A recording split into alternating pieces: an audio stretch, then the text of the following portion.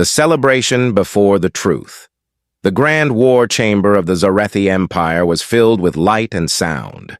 Tall silver pillars circled the massive room, and in the center floated a giant holographic display of space. Burning human ships drifted across the projection, broken and lifeless. Alien officers stood in neat rows, their dark uniforms shining under the blue ceiling lights. The mood was not tense, it was victorious. At the highest platform stood Supreme Commander Valor, a leader of the Imperial fleet. His sharp eyes studied the wreckage with satisfaction. Around him, generals whispered praise. 12 confirmed human vessels destroyed. 0 capital losses on our side. Enemy retreat successful. Valor lifted one hand, and the room became silent. Today, he announced proudly, the Scifi Empire has proven its dominance. Humanity tested our borders. Humanity failed. A wave of approval moved through the chamber. Some officers allowed themselves small smiles, others openly laughed.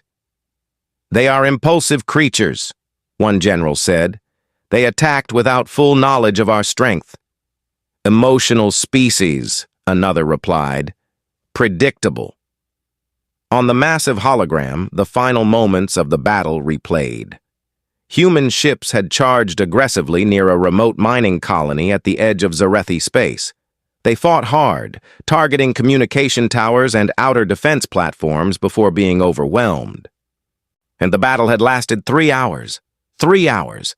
For a species rumored to be rising in power, it had been disappointing. Valor crossed his arms behind his back. Send the official report to the Imperial throne. Inform them the human threat has been neutralized. A junior officer hurried forward to transmit the message. The celebration continued quietly. Wine was poured. Tactical officers reviewed the battle logs with calm pride. For the Scifi Empire, this had been a clean victory. And then the main doors of the chamber opened suddenly. An intelligence officer entered quickly, carrying a data tablet. His posture was straight, but his steps were slightly rushed. The noise in the chamber faded as he approached the central platform. Commander Valor, he said carefully, we have completed deeper analysis of the human wreckage. Valor did not turn at first. And? The officer hesitated. So the vessel class identification codes have been fully translated. Valor slowly turned to face him. Speak clearly. The officer swallowed. The ships we destroyed were not classified as primary combat vessels. Murmurs spread across the chamber. What do you mean? One general asked sharply. The officer activated the tablet, projecting new data onto the main hologram. The destroyed ships were highlighted in red. Beside each one, a label appeared in human language. I translated into Scifi script. Scout Division, Recon Unit 3, Scout Division, Long Range Observation, Scout Division, Border Survey Group. Silence filled the chamber. Valor stepped closer to the projection. That is incorrect, he said coldly. Those ships engaged us directly. Yes, Commander, the officer replied carefully, but their structural design and system layout match reconnaissance vessels, not main fleet warships. Another officer stepped forward. Perhaps the humans labeled them incorrectly. The intelligence officer shook his head. We intercepted internal human communication logs before their retreat. The room felt different now, tighter. What did the logs say? Valor demanded. The officer took a breath. They referred to the operation as Initial Scout Contact Phase. No one spoke. The burning human ships on the hologram suddenly looked different, smaller, less impressive. Valor's voice lowered. Explain. The officer expanded the projection. Detailed breakdowns of the human ships appeared. Weapon systems were outdated. Armor plating was moderate, not heavy. Engine output was limited. These ships were not equipped with advanced tactical AI cores, the officer continued. They were operating at partial power capacity. A general frowned. They fought aggressively, Yes, the officer said quietly. But their movements suggest data gathering. They targeted our sensor arrays first. They scanned our defensive timing. They recorded our fleet response pattern. Valor's jaw tightened. They stayed longer than necessary, the officer added. Not to win, to measure. The chamber grew colder. One of the older commanders whispered, "That would mean—" The officer finished the thought. "We only fought human scouts." The words hung in the air like a weapon. For several seconds, nothing moved. Then one tactical analyst rushed to his station. Running deep space scans beyond our border." Another officer activated long-range tracking systems. Valor remained still, staring at the hologram. If that had been a scout division, where was the main fleet? An alert sound echoed through the chamber. "Commander," a sensor officer said carefully, "we are detecting multiple energy signatures beyond outer range." "How many?" Valor asked. The officer's voice tightened. "Too distant for exact count. But far more than 12. The hologram shifted again. Faint outlines of distant ships appeared at the edge of detection. They were larger, slower moving, organized in structured formations. A different class, a heavier class. Valor felt something unfamiliar settle in his chest. Not fear, but realization. On the screen, a final human transmission from the battle replayed automatically.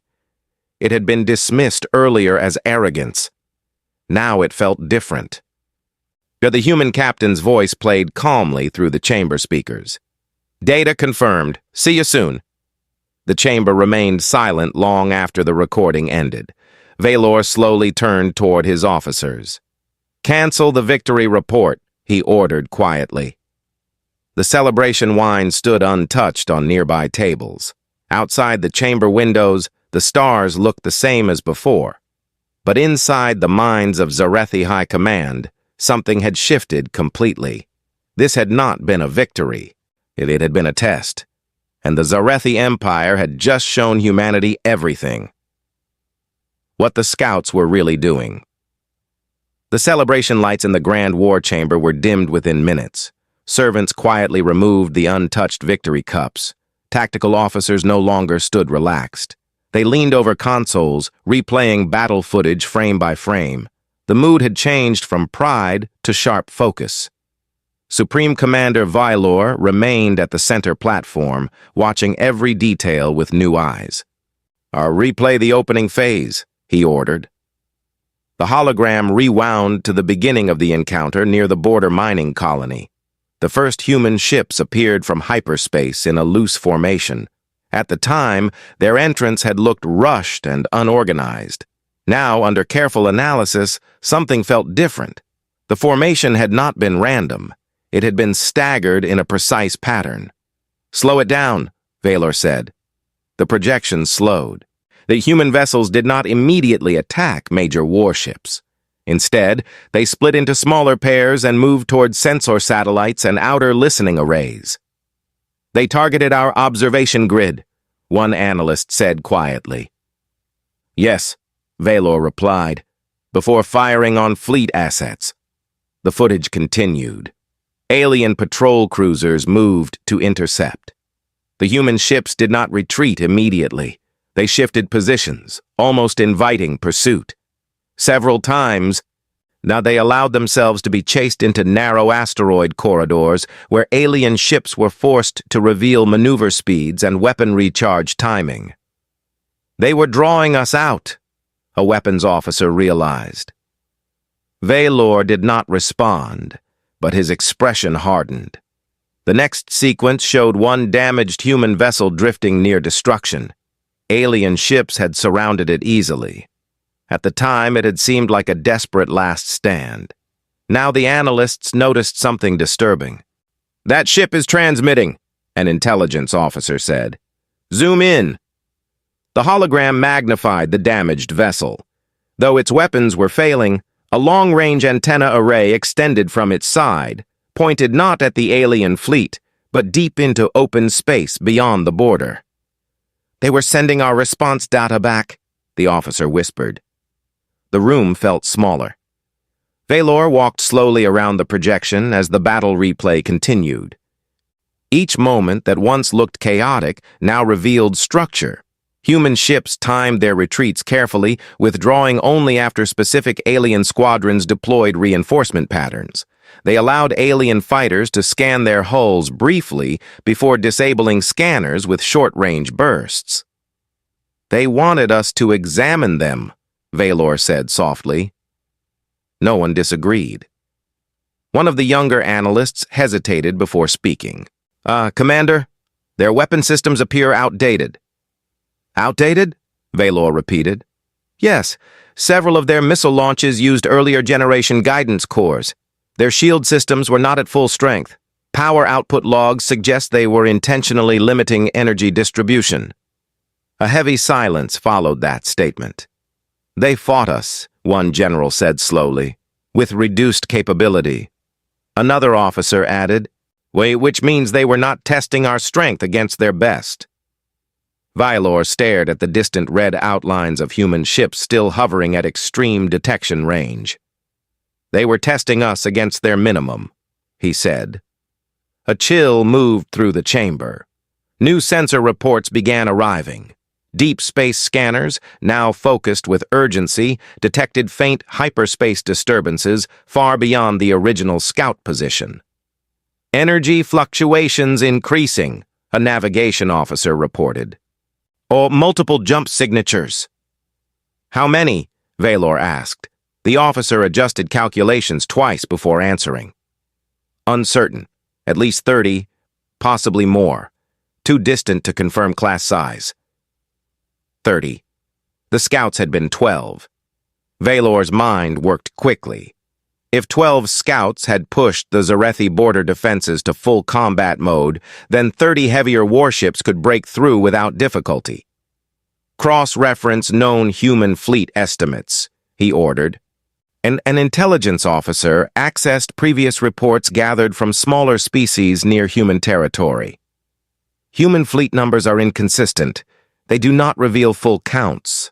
However, recent trade rumors suggest rapid industrial expansion over the last 2 cycles." "They expanded after first contact?" a general asked. "Yes, quietly." The hologram shifted again to show a side-by-side comparison.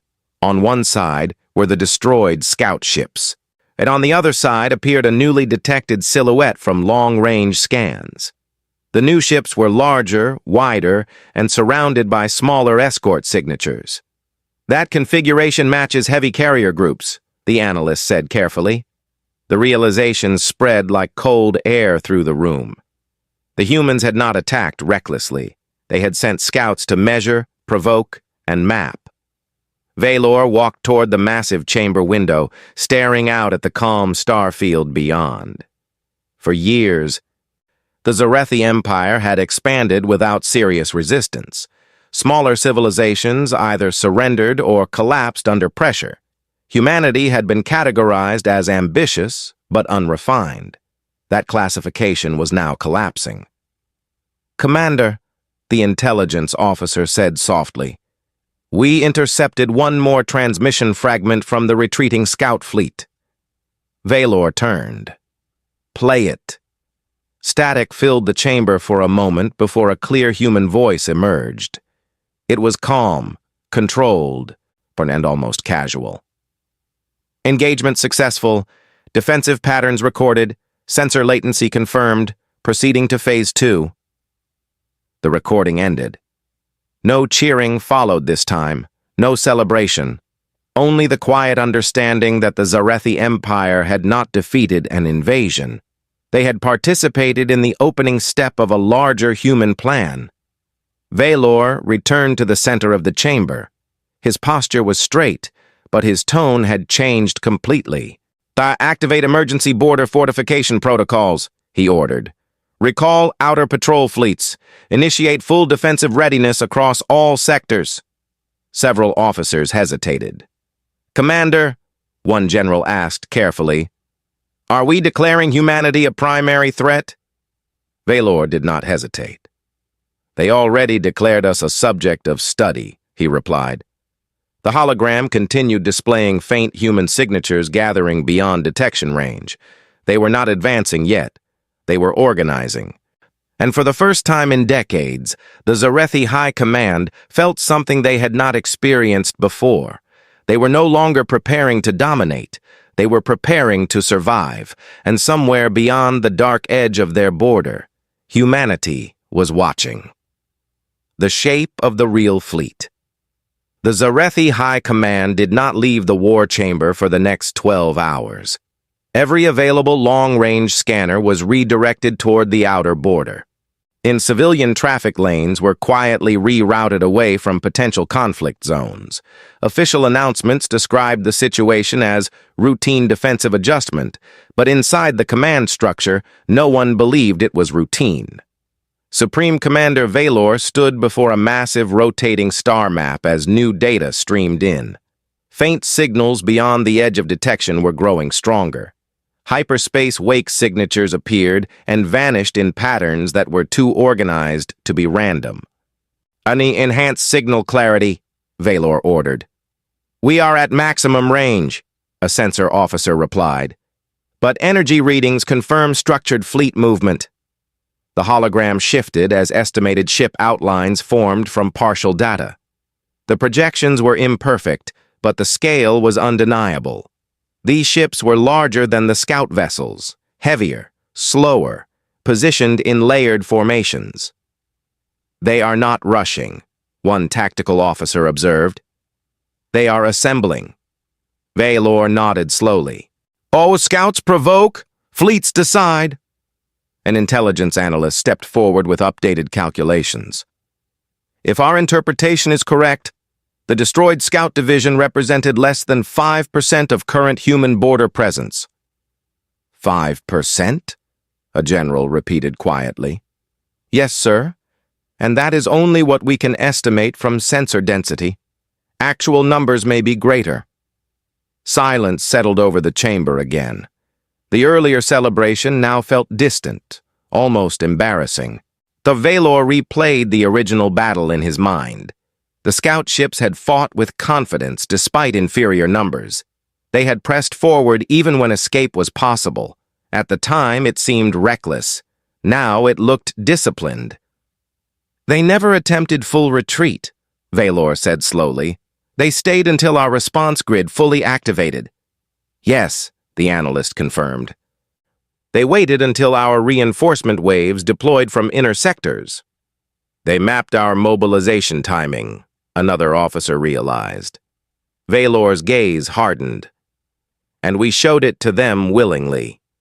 New alerts flashed across the main display. Hyperspace distortions intensified along 3 separate border vectors. The pattern was clear. The humans were not approaching from a single direction. They were spreading. "They are triangulating," the navigation officer said, a voice tightening slightly. "Forcing us to divide defensive concentration." A young officer hesitated before speaking. "Commander, should we strike first before their formation completes?" Several heads turned toward Valor. It was a question the Empire had answered confidently in the past. Preemptive force had always been their strength. But this situation was different. "If we advance," Valor said carefully, "we enter space they already studied. Their scouts gathered our weapon range and reaction patterns. We would be moving according to data they control." The chamber grew quiet again. "So we wait?" the general asked. "We adapt," Valor replied. Meanwhile, far beyond the Scifi border, humanity's real fleet moved with calm coordination. Massive carrier platforms rotated into central positions. Stealth destroyers slipped between larger hulls.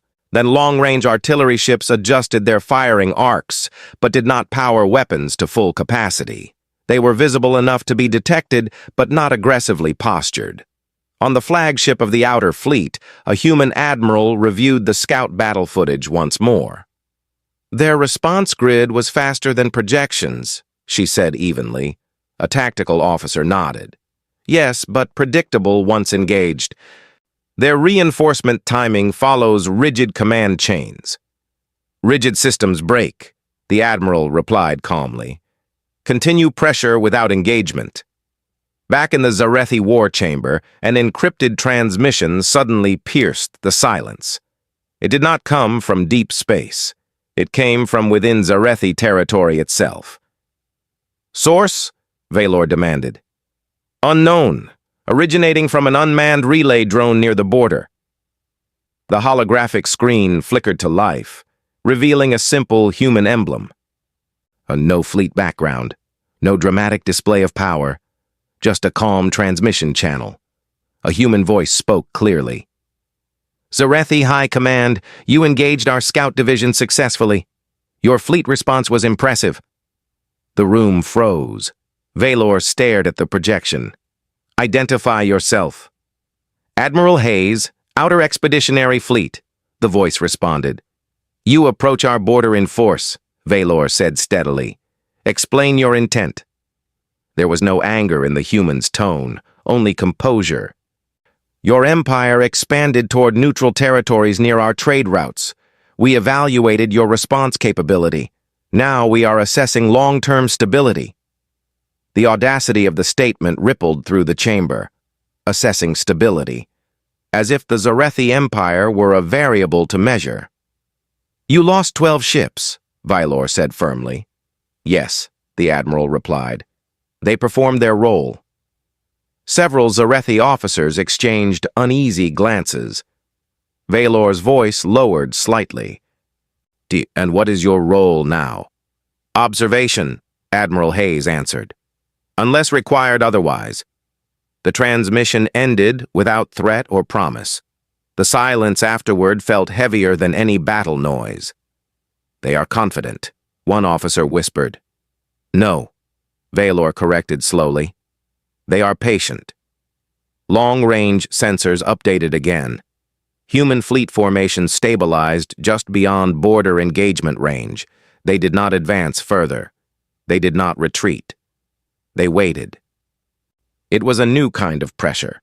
No direct attack, no immediate demand, just presence. In previous wars, enemies either rushed forward recklessly or withdrew after initial losses. Humanity did neither. They studied, endured loss, and returned with greater preparation. Valor finally addressed his officers. Reinforce all sectors. Upgrade sensor encryption. Begin adaptive algorithm shifts on weapon timing. Do not follow previous deployment patterns. The general looked at him carefully. But you believe they expect repetition? I know they do, Valor replied. Across the border, human commanders reviewed fresh Zarethi defensive adjustments. They're shifting patterns, a human analyst noted. The Admiral nodded slightly. Good. That means they understand. Understand what? The officer asked. That this was never about a small border skirmish, the Admiral said calmly. It's about whether they see us as prey. Back in the war chamber, Valor studied the distant outlines of human ships once more. They did not look threatening in motion. They looked controlled, measured, prepared. The Zarethi Empire had once believed it crushed a rising species before it became dangerous. Now they were forced to confront a harsher truth. They had not crushed anything. They had been evaluated. And the real test had only just begun. The pressure without war. The human fleet did not fire a single shot. And that was what unsettled the Zarethi High Command the most. For 3 full cycles, the massive human formation remained just beyond engagement range. They adjusted positions slowly, almost casually, but never crossed into direct combat space. Long-range scans showed carriers rotating defensive shields, destroyers shifting flanks, and reconnaissance drones spreading in quiet arcs. It was not an invasion posture. It was containment. Inside the Grand War Chamber, the air felt heavier than during the battle itself. Supreme Commander Valor stood before the tactical display, watching as predictive models updated every few minutes. Each simulation showed the same result. If the human fleet advanced in full force, Zarethi border defenses would hold for a time, but losses would be severe. If Zarethi forces attacked first, human counter-patterns, already mapped from scout analysis, would exploit weaknesses quickly. They are forcing strategic paralysis, one senior strategist said carefully. If we strike, we risk calculated defeat. If we remain still, we appear weak. Valor did not respond immediately. He understood the psychological weight of the situation.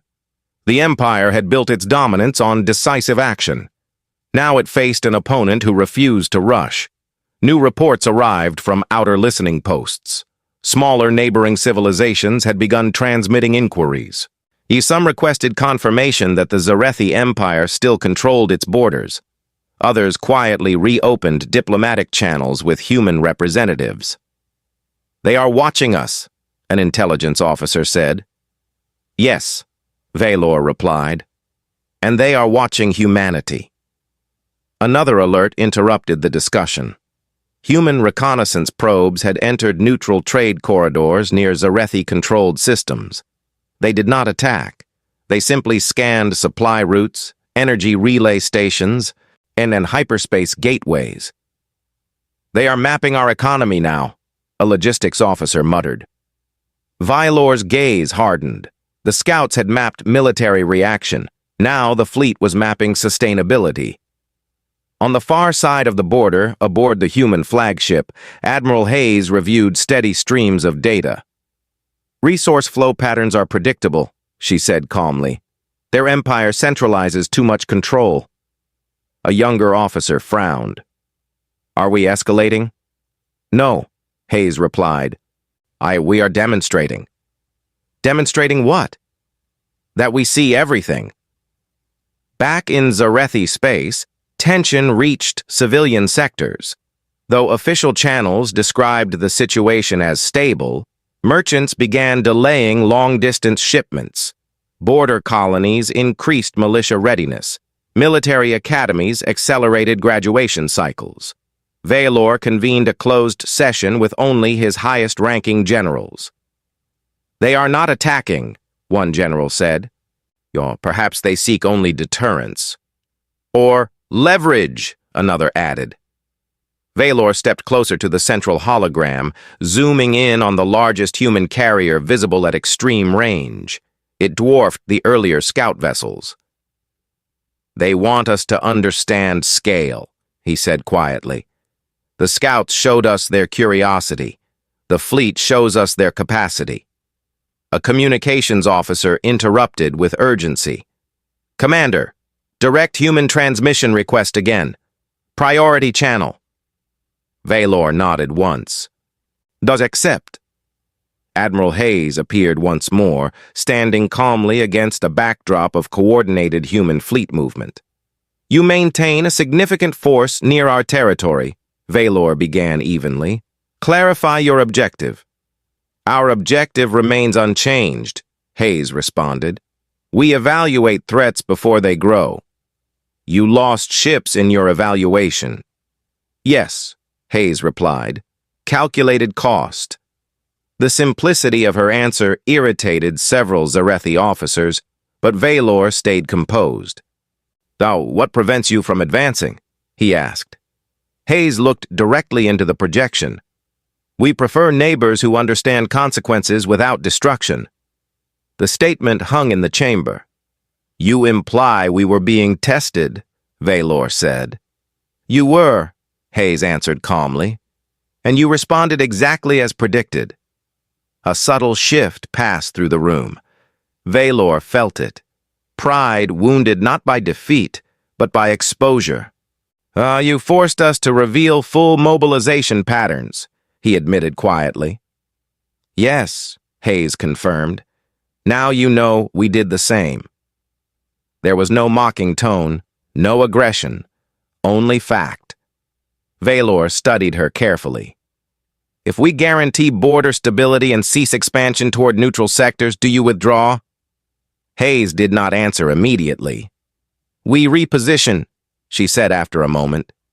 "Not withdraw. Monitoring continues." Monitoring. The word carried weight. "If we refuse?" Valor asked. The human admiral's voice remained level. "Then you escalate." The projection faded. Silence filled the chamber once more. One general spoke carefully. "They do not want war." "No," Valor agreed. "They want control of outcome." He turned toward the star map again. The once proud empire now stood at a crossroads not defined by battle, but by perception. If they attacked, they risked proving human predictions correct. If they conceded, they preserved stability but accepted limits. Hours later, Valor transmitted orders across the empire. Border expansion initiatives toward contested neutral systems were suspended indefinitely. Patrol formations were restructured unpredictably. Trade policies were adjusted to avoid human economic interference zones. The Zarethi Empire would not show panic, but it would show restraint. 3 cycles later, human fleet formations shifted, not retreating, but widening their orbit, reducing immediate pressure. And carriers repositioned further from direct engagement space. Destroyers thinned their presence. They were not leaving, but they were acknowledging the adjustment. In the war chamber, Valor finally allowed himself a slow breath. "They came prepared for war," he said, "but satisfied themselves with influence." A younger officer asked the question on everyone's mind. "Commander, did we lose?" Valor looked at the distant human fleet one last time before answering. "No," he said slowly, "but we learned." Beyond the border, Admiral Hayes reviewed updated Zarethi deployment shifts. A faint smile touched her expression. "They understand now," she said quietly. "Understand what?" the officer beside her asked. "That they didn't defeat our scouts," she replied. "They impressed them." The human fleet maintained position, silent but visible. And across the galaxy, a new reality spread quietly. Humanity did not conquer through noise. It conquered through patience. And sometimes, and the most powerful weapon was not attack. It was making your enemy realize how much you already know. The weight of being watched. The pressure did not disappear when the human fleet widened its orbit. In some ways, it became heavier. When an enemy attacks, a response is clear. Shields rise, weapons fire, casualties are counted. But when an opponent simply watches, measures, and adjusts, every decision begins to feel exposed. That was the new reality inside the Zarethi Empire. Supreme Commander Valor noticed the change first in his officers. Reports were now written more carefully. Patrol routes were randomized twice before approval. Fleet commanders hesitated before deploying heavy squadrons, aware that every movement was likely being recorded somewhere beyond the border.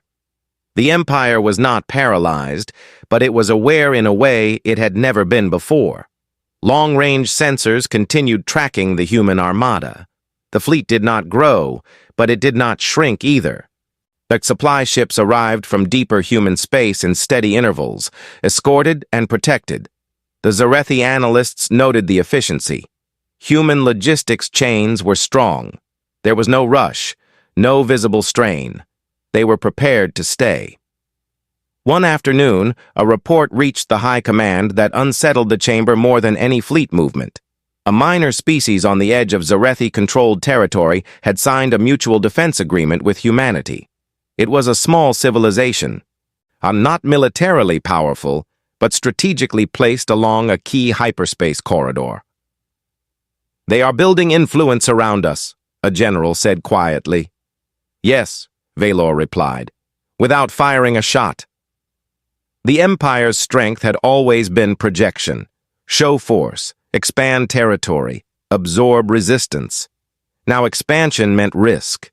Every forward movement could trigger renewed human presence at greater scale. The Empire was not weakened in raw power, but its freedom had narrowed. And another intelligence update arrived. Human media channels, open broadcasts meant for their own population, were discussing the scout battle openly. Clips of the destroyed vessels were shown alongside calm commentary explaining that the operation had achieved its objective.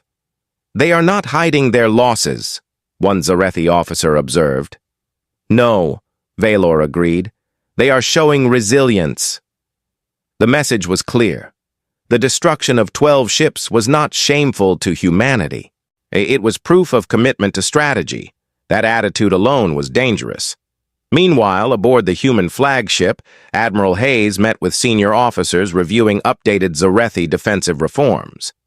"They are adapting faster than expected," one analyst noted. "Patrol timing variance increased by 40%.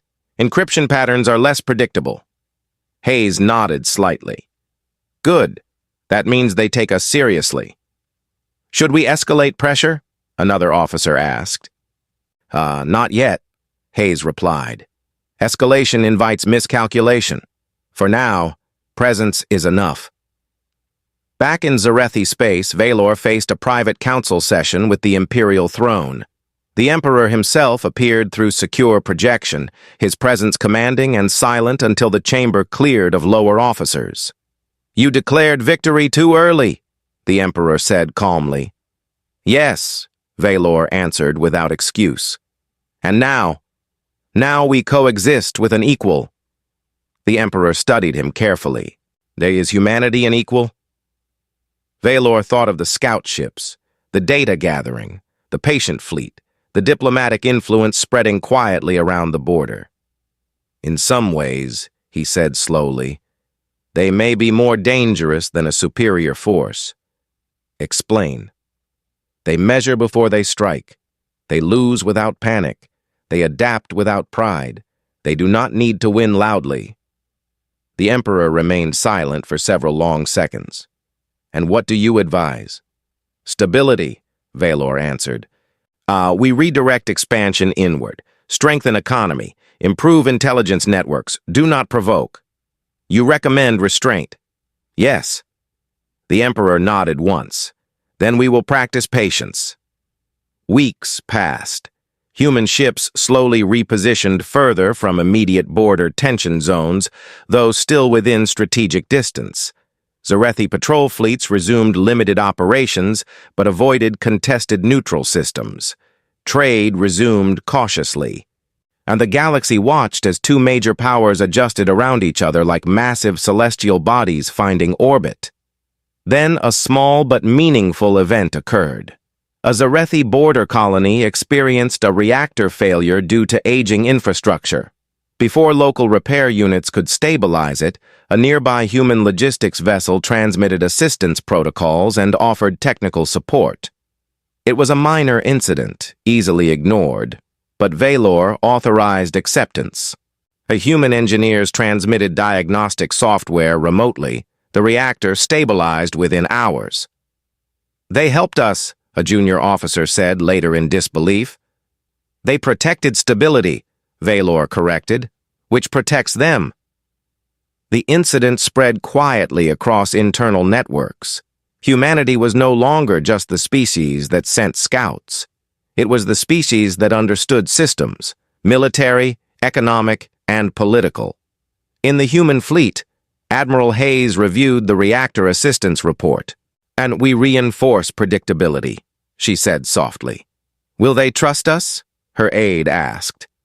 "They don't need to trust us," Hayes replied. "They need to understand us." Back in the Zarethi war chamber, Valor stood once more before the star map.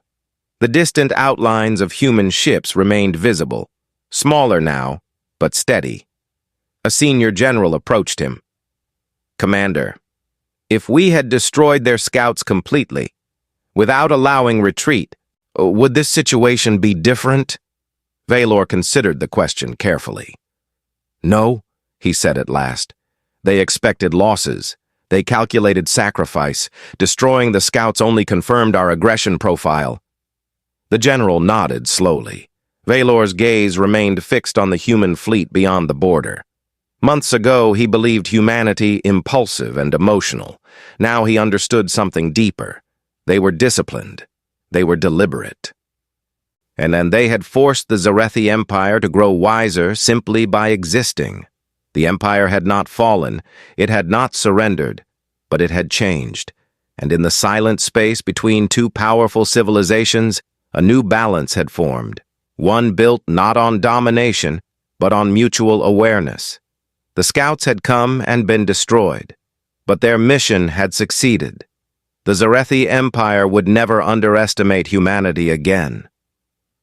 The mistake that almost broke the balance. For nearly 4 cycles, and the fragile balance between the Zarethi Empire and humanity held steady. Fleets remained positioned, but distant. Trade routes reopened cautiously. Diplomatic channels stayed active, though formal alliance was never declared. Both powers adjusted to the new reality. Neither weak, neither fully dominant, both aware. Then a mistake happened. It began far from high command, in a remote asteroid sector rich in rare minerals. A Zarethi patrol squadron detected what appeared to be an unauthorized vessel mining within Imperial-claimed space. The ship transmitted human-coded identification signals, but it did not respond immediately to hailing frequencies. The patrol commander, newly assigned and eager to prove strength, interpreted the silence as defiance. Without requesting higher authorization, he ordered warning fire. The human vessel responded defensively. And it was not a warship, only a lightly armed survey craft, but its automated systems deployed shields and transmitted distress signals instantly. Within minutes, long-range sensors detected hyperspace disturbances. Human rapid response units were moving. The patrol commander, realizing too late the scale of his decision, attempted to withdraw. But the situation had already escalated beyond local control. In the Grand War Chamber, the Supreme Commander Valor received the alert with controlled urgency. Tactical displays lit up with rapid updates. 3 human destroyers exited hyperspace near the disputed sector, weapons charged but not yet firing. "They are responding exactly as predicted," one strategist muttered. Valor's voice was calm but firm. "Open direct channel to their fleet command immediately." Across space, Admiral Hayes received the distress signal from the survey craft along with tactical data. "Hold fire!" she ordered her response units. "Position, but do not engage unless fired upon." Her bridge officers moved quickly, but tension filled the room. A single miscalculated shot could undo months of stability. In Zarethi space, the patrol squadron reported heavy shield damage but no casualties. The human survey ship remained operational, though shaken. The communication channel between Hayes and Valor opened within minutes. "Your patrol opened fire on a civilian survey vessel," Hayes said directly, without accusation but without softness. Valor did not deny it. "The patrol commander exceeded protocol. The situation is being contained." "You understand that our rapid response deployment is not an escalation," Hayes replied evenly. "It is standard defense." "Yes," Valor answered, as was ours. The silence between them was tight but controlled. Behind Hayes, the human destroyers held formation near the Zarethi patrol ships. Weapons remained powered but unfired. The survey vessel drifted between them like a fragile symbol of how thin the line truly was. "We are recalling the patrol commander for immediate review," Valor continued. The asteroid sector boundaries were disputed, but engagement was premature. Hayes studied him carefully through the projection. "And the survey ship?" "It will not be detained." Another pause followed. "Oh, then we de-escalate," Hayes said. The transmission ended. Within the hour, human destroyers powered down heavy weapons and shifted to escort posture around their survey craft. Zarethi patrol ships withdrew in structured formation, returning to assigned routes without further contact. In the war chamber, Valor addressed his senior officers. "One impulsive action nearly shattered stability," he said calmly. "We cannot afford pride-driven errors." The patrol commander was removed from active service pending investigation. The decision was public within military ranks. Discipline would reinforce the new strategic mindset. Meanwhile, aboard the human flagship, Hayes spoke quietly with her command staff. "They contained it," she said. "That matters." "Do we trust that it was accidental?" one officer asked. "We trust their response," Hayes replied. Intent is less important than outcome." The incident spread through interstellar networks quickly. Smaller civilizations watched closely, expecting escalation. Instead, they saw restraint. Two powerful empires had stepped back from the edge without bloodshed. Days later, an unexpected diplomatic transmission arrived from the Scifi Empire. It proposed a formalized border clarification treaty and shared hyperspace corridor mapping to prevent future misunderstandings. In the Grand War Chamber, Valor explained the decision to the Imperial Council. "The scouts tested our strength," he said. "The fleet tested our wisdom. This incident tested our discipline." "And did we pass?" one council member asked. Valor looked at the distant human fleet, still visible beyond the border. "We did not fail." The treaty negotiations began quietly but efficiently. Human and Scifi navigational experts exchanged boundary data. Sensor calibration standards were synchronized to reduce misidentification. Joint communication relays were installed near contested zones to allow instant direct contact in future incidents. For the first time since the Scout battle, cooperation was no longer silent or indirect. It was structured. Months later, the asteroid sector where the near conflict occurred became a jointly monitored resource zone. Human and Scifi engineers worked side by side extracting minerals under shared oversight. Military vessels still patrolled nearby, but their presence felt like insurance rather than threat. Valor stood once again before the star map, reflecting on how close they had come to reversing everything. The Empire had once believed strength meant immediate dominance. Now he understood something deeper. True power was control, not of enemies, but of reaction. Beyond the border, Admiral Hayes reviewed reports showing stable joint operations. The balance held. "The scouts showed them our reach," she said quietly to her aide. "This incident showed them our restraint." "And if they forget?" the aide asked. Hayes looked toward the distant line of Scifi patrol ships, moving in disciplined pattern. "They won't," she replied calmly. The galaxy had witnessed both sides standing at the edge and choosing not to fall. And in that choice, something stronger than fear had formed. Respect. The lesson. The galaxy remembered. Years passed, and the story of the Scout battle changed in meaning across the galaxy. What began as a simple border clash became a case study in every major military academy from the Scifi core worlds to distant human colonies. Officers studied not only the weapons fired or ships destroyed, but the decisions made afterward. The battle itself was no longer the most important part. The reaction to it was. In the Scifi Empire, Supreme Commander Valor eventually stood before a new generation of fleet commanders. The Grand War Chamber looked the same as it had on the day of celebration, but the tone was different. There were no victory banners displayed, only tactical diagrams and historical records. The destroyed scout ships were projected in calm blue light across the hologram. "You believe you won this engagement," Valor said to the gathered officers, pointing to the burning vessels. "Mate, that was our first mistake." The young commanders listened carefully. "We destroyed 12 human ships," he continued. "We celebrated publicly. We underestimated privately. In doing so, we revealed our full response capability." He allowed the words to settle before finishing. "Those ships were scouts. They were meant to be lost."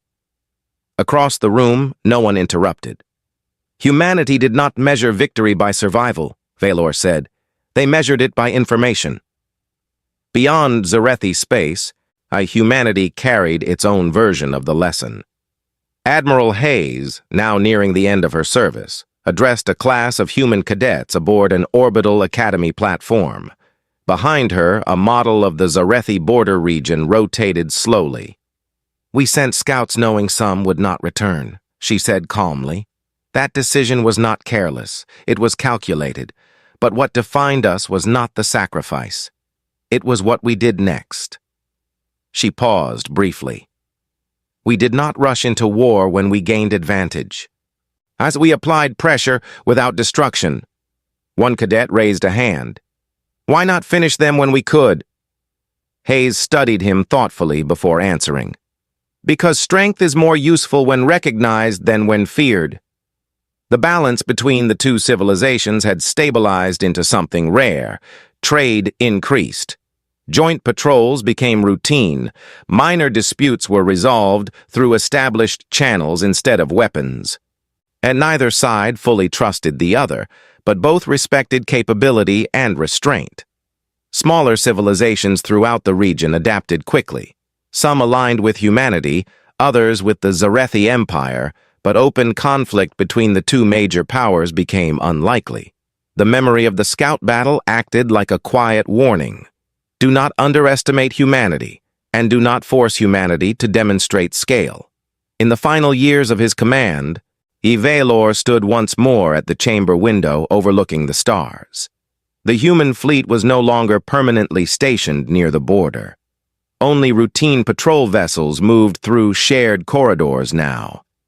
The massive armada that once caused tension had repositioned deeper into human territory, though its existence was never doubted. A junior officer approached him respectfully. "Commander, do you regret not striking first when their fleet gathered?" Valor considered the question carefully. "If we had struck, we would have confirmed their expectations," he replied. "If we retreated completely, we would have confirmed their dominance. Instead, we adapted." The officer nodded slowly. Valor looked back at the stars. "They came to test us. We survived the test. That is enough."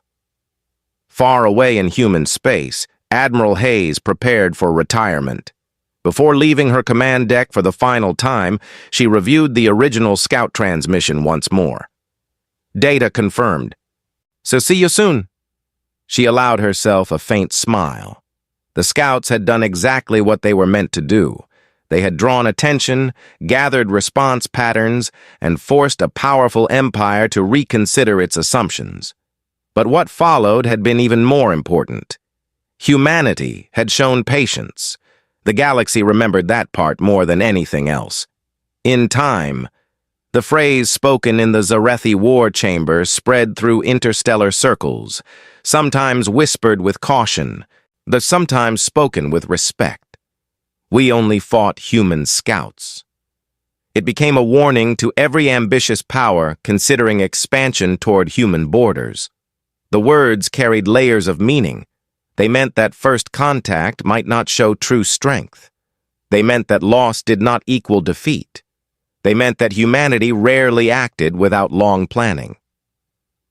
On the anniversary of the original border battle, a joint memorial station was established in neutral space, and names of lost human scouts were engraved alongside Zarethi patrol casualties from the same encounter.